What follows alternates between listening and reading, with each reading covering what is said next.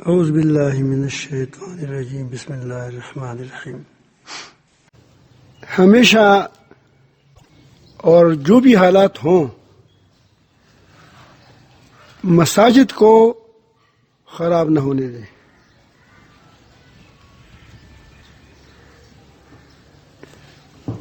یہود و نصارہ مشرکین وہ جب دیکھتے ہیں کہ مسلمانوں کی مساجد آباد ہیں اور مسلمانوں کے مدارس آباد ہیں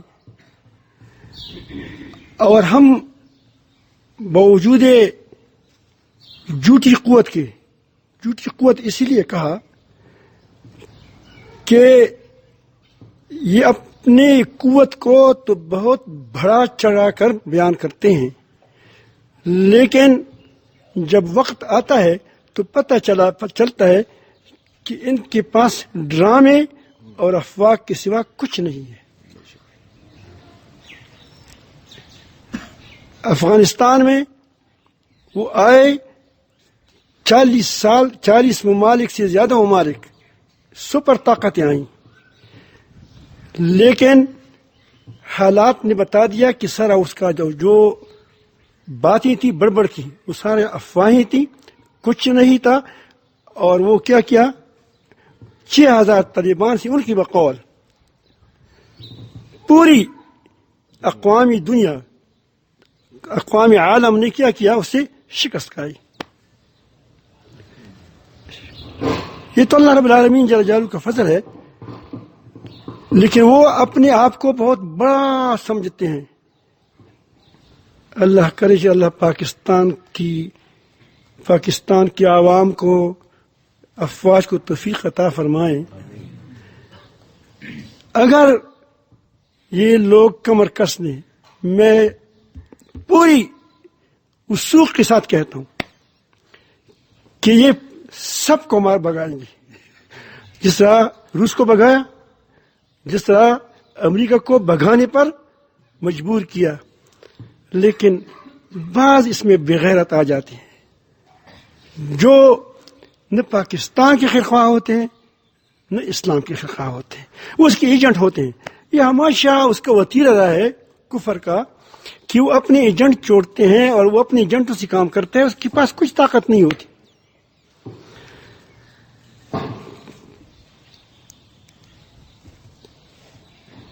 یہاں میں آپ کے سامنے ایک آیات میں تلاوت کروں گا۔ اللہ تعالیٰ فرماتے ہیں وَمَنْ أَظْلَمُ مِمَّنْ مَنَعَ مَسَاجِدَ اللَّهِ أَنْ يُذْكَرَ فِيهَا وَسَعَىٰ فِي خَرَابِهَا أُولَٰئِكَ مَا كَانَ لَهُمْ أَنْ يَدْخُلُوهَا إِلَّا خَائِفِينَ۔ صدق اللہ مولانا العظیم۔ اس سے بڑھ کر کون ظالم ہوگا جس نے اللہ کی مسجدوں میں اللہ کی ذکر کی ممانعت کر دی۔ یہ اللہ تعالیٰ کا کلام ہے، یہ کوئی ایسی بات نہیں ہے کہ افسانہ ہے۔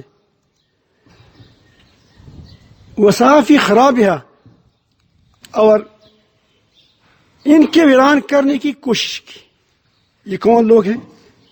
مکہ مکرمہ والے بھی کوشش کرتے تھے کہ کس طرح کیا اس کو مکہ مکرمہ کو آباد نہ ہونے دے، ذکر سے، نبی کریم صلی اللہ علیہ وسلم کی تعلیمات سے اور طوافوں سے، شائستگی سے، جو اصل اس کی کیا ہے، وہ روح ہے، اس کے ساتھ وہ قائم ہو جائے۔ اور یہود و نصارہ بھی مساجدوں کو خراب کرتے تھے۔ عیسائی بہت بڑی مظالم ڈالے تھے یہودیوں پر، اس کی مساجد کو ویران کرتے تھے۔ ان کا یہ وتیرہ رہا ہے، یہ طریقہ رہا ہے، یہ ان کا ترتیب ہے۔ میں آپ کو، چونکہ الحمدللہ علماء بھی ہیں آپ، یہ بیماری ہے یا نہیں ہے، میں تو اس کی اصل بیماری کے لیے تو میں تیار نہیں ہوں کہ اس کو مانوں۔ پہلے سے یہ میری رائے ہے، غلط ہو سکتی ہے لیکن انشاءاللہ ٹھیک ہوگی۔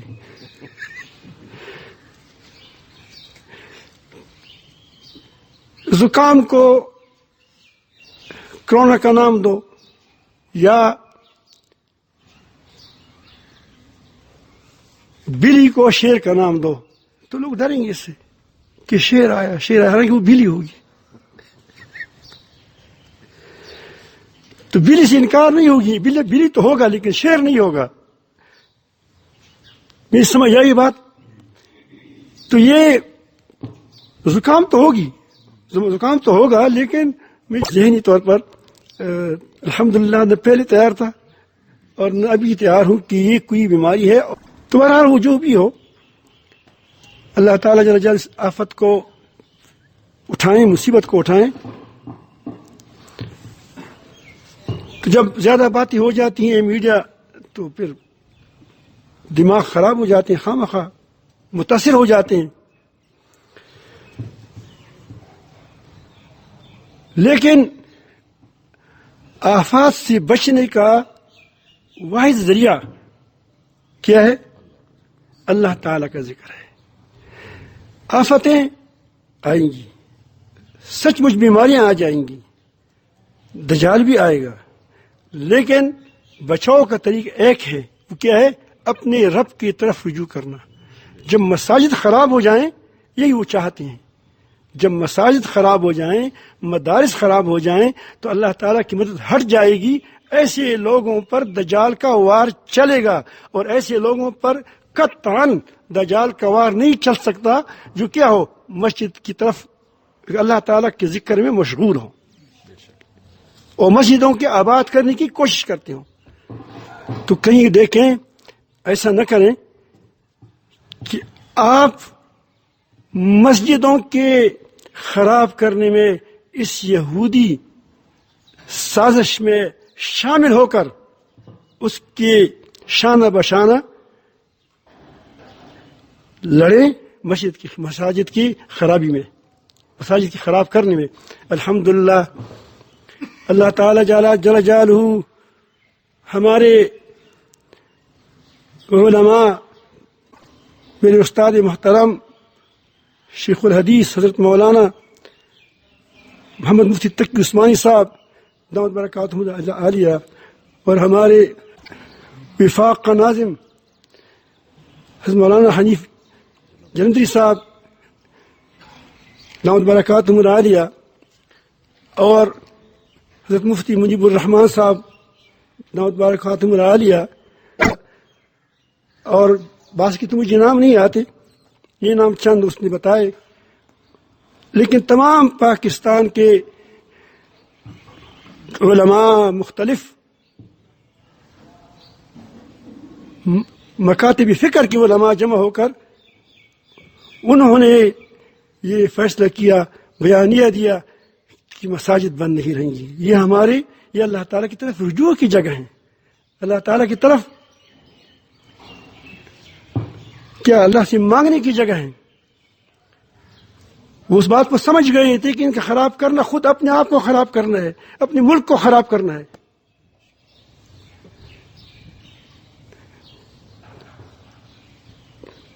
تو اس بات کو اس سے ڈریں. اللہ پاک کا کلام دیکھو، یہ بھی خراب کرنا ہے کہ اگر وہ یہ کوشش کریں آپس میں متفق ہوں تو اس میں انہوں نے فیصلہ کیا تو آپ اس کی مخالفت نہ کریں. اگر آپ مخالفت کریں گے تو اس کا مطلب یہ ہے کہ تم چاہتے ہو کہ مساجد خراب ہوں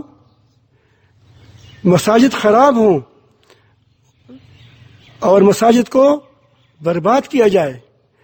جو آدمی اس طرح کوشش کرے گا وہ یقیناً دجالی یہودیوں کے ساتھ، عیسائیوں کے ساتھ شانہ بشانہ ہے، اور وہ کوشش کرتے ہیں کہ کس طرح ہم اس مساجد کی خرابی میں ان کے ساتھ شامل ہو جائیں اور وہ ان سے داد حاصل کر لیں. ہماری حکومت کو اللہ تعالیٰ جیسے صدر صاحب وغیرہ کو انہوں نے اس کی تائید کی.